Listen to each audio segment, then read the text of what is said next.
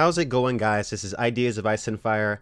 Yes, I have seen it. A lot of people have asked me to talk about this, so I will here today. Now, obviously, I'm coming from a place of being a huge fan of the book. I think it is Stephen King's best novel.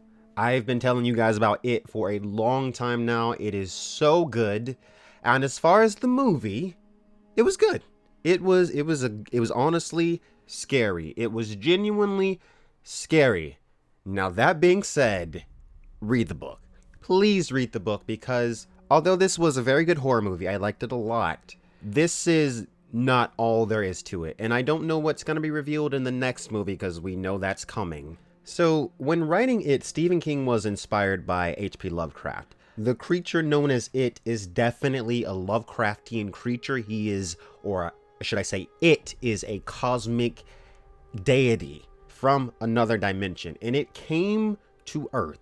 It came to Earth because it knew that one day there would be humans, and humans would be able to experience fear in ways that animals just could not. When it comes to an animal, like eat, sleep, survive, there's not much. But when it comes to human, you can literally imagine horrible things that are coming for you in the night to kill you. And so it knew that one day people would come and it would have this wealth of food to feed on. In the book, the creature It literally calls the town Derry its killing pin.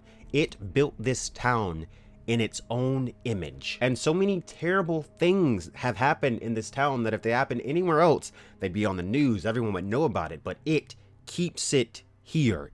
This is like its den of evil that it just maintains, and people just forget about it because I think on some level people want to forget. But obviously there is the supernatural influence of the creature itself, as you'll see maybe in the movie. But in the book, when they're adults, 6 of the kids leave and they forget all about Derry, Maine. They forget all about it. They forget their childhood. They just don't think about it.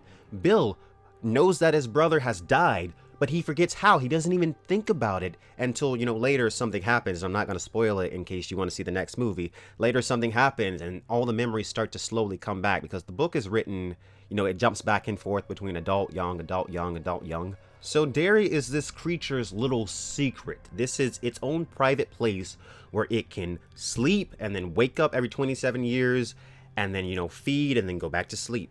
And just so you know, and this might make you want to pick up the book, it is not just there to sleep and eat. It is doing something else in Derry, Maine, and you'll have to read the book to find out exactly what it's doing. There's a major twist towards the end. About, I'd say like 2/3 of the way through, you get like a major shock. And this was cut completely out of the miniseries. I have no idea if they're going to do it in the next movie, but we will see. As far as this movie, the kids were good. One thing, I don't like what they did with Mike. And see, that's the thing. Mike is a bigger character when he's an adult, but in this movie, it seemed like they were giving away things in the childhood part that they really aren't supposed to figure out until they become adults. So I'm wondering, what they're gonna do, how they're gonna handle the adult phase of the story. I'm hoping that the adult phase, we can get even more insight into the history of it like we do in the book, because we get a lot. We go back and we get flashbacks of, other times that it has returned and all the terrible things that have happened. Like there's this one time where there was these black people and these white people, they would all get together in this like little club.